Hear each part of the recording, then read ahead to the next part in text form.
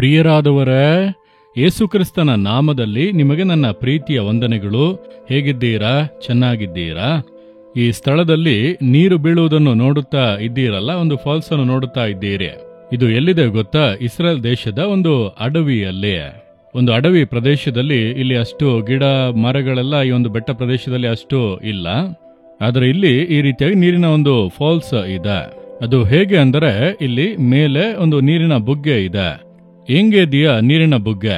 ಸತ್ಯವೇದದಲ್ಲಿ 1 ಸಮುವೇಲ 23ನೇ ಅಧ್ಯಾಯದ ಕೊನೆಯ ವಾಕ್ಯದಲ್ಲೂ 24ನೇ ಅಧ್ಯಾಯದ 1ನೇ ವಾಕ್ಯದಲ್ಲೂ ಇದೆ. ದಾವೀದನು ಅಡವಿಯಲ್ಲಿ ಸೌಲನಿಂದ ತಪ್ಪಿಸಿಕೊಂಡು ಏಂಗೇದಿ ಎಂಬಂತ ಸ್ಥಳದಲ್ಲಿ ಇದ್ದನು ಎಂಬುದಾಗಿ. ಇದೊಂದು ಅಡವಿ. ಇಲ್ಲಿ ನೋಡಿದಿರಾ ಎಷ್ಟು ನೀರು ಬರುತ್ತಾ ಇದೆ ಎಂಬುದಾಗಿ.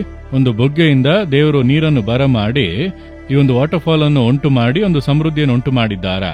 ಲೋಕದೆಲ್ಲೆಡೆಯಿಂದ ಜನರು ಬಂದು ಈ ಸ್ಥಳವನ್ನು ನೋಡಿ ಇಲ್ಲಿ ಸಂತೋಷಪಟ್ಟು ಹೋಗುತ್ತಾರೆ. ಹಾಗಾದರೆ ದೇವರು ನನಗೆ ಏನು ಹೇಳುತ್ತಾರೆಂಬುದಾಗಿ ಅಂದುಕೊಳ್ಳುತ್ತೀರಾ? ಯೆಶಾಯ 35ನೇ ಅಧ್ಯಾಯ 1ನೇ ವಾಕ್ಯ.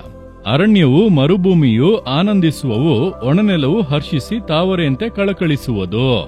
ಮರುಭೂಮಿಯನ್ನು ಕಂಗೊಳಿಸುವಂತೆ ಮಾಡುವಂತ ದೇವರು. ಇದೊಂದು ಮರುಭೂಮಿ, ಯೂದಾಯದ ಮರುಭೂಮಿ. ಈ ಒಂದು ಮರುಭೂಮಿಯಲ್ಲಿ ದೇವರು ಒಂದು ಬುಗ್ಗೆಯನ್ನು ಅನುಗ್ರಹಿಸಿ ಒಂದು ಜಲಪಾತವನ್ನು ಉಂಟು ಮಾಡಿ ಸಮೃದ್ಧಿಯನ್ನು ಅನುಗ್ರಹಿಸಿದ್ದಾರೆ. ನಿಮ್ಮ ಜೀವಿತದಲ್ಲೂ ಅಸಾಧ್ಯವನ್ನು ಸಾಧ್ಯವಾಗಿ ಮಾಡುವ ದೇವರು. ನಿಮ್ಮ ಜೀವಿತ ಬರಡಾಗಿ ಹೋಗಿರಬಹುದು. ಆತ್ಮಿಕ ಜೀವಿತದಲ್ಲಿ ಒಂದು ಬರಡುತನ, ಕುಟುಂಬ ಜೀವಿತದಲ್ಲಿ ಬರಡುತನ, ಬಿಸ್ನೆಸ್ ನಲ್ಲಿ, ಸೇವೆಯಲ್ಲಿ, ಎಲ್ಲದರಲ್ಲಿ ಕೂಡ ಒಂದು ಬರಡುತನ. ಆ ರೀತಿ ಇದೆ, ಒಂದು ಸಮೃದ್ಧಿಯೇ ಇಲ್ಲ ಎಂದು ಕಂಗಾಲಾಗುತ್ತೀರಾ? ಮರುಭೂಮಿಯಲ್ಲಿ ನೀರಿನ ಬುಗ್ಗೆಯನ್ನು ಉಂಟು ಮಾಡಿ ಆತನು ಸಮೃದ್ಧಿ ಪಡಿಸುವ ದೇವರು. ನಿಮ್ಮ ಜೀವಿತಲೊಂದು ಸಮೃದ್ಧಿಯನ್ನು ಕಟ್ಟಲೆ ಇಡುವನು. ಮರುಭೂಮಿಯಾಗಿರೋ ನಿಮ್ಮ ಜೀವಿತ ಕಂಗೊಳಿಸುವುದು. ದೇವರಿಂದ ಮರುಭೂಮಿಯನ್ನು ಕಂಗೊಳಿಸುವಂತೆ ಮಾಡಲು ಸಾಧ್ಯ. ಅದಕ್ಕೆ ಈ ನೀರಿನ ಬುಗ್ಗೆ, ಈ ಒಂದು ಜಲಪಾತ ಸಾಕ್ಷಿಯಾಗಿದೆ. ನಿಮ್ಮ ಜೀವಿತದಲ್ಲೂ ಖಂಡಿತ ದೇವರು ಅದನ್ನು ನೆರವೇರಿಸುವರು. ಭಯಪಡಬೇಡಿ.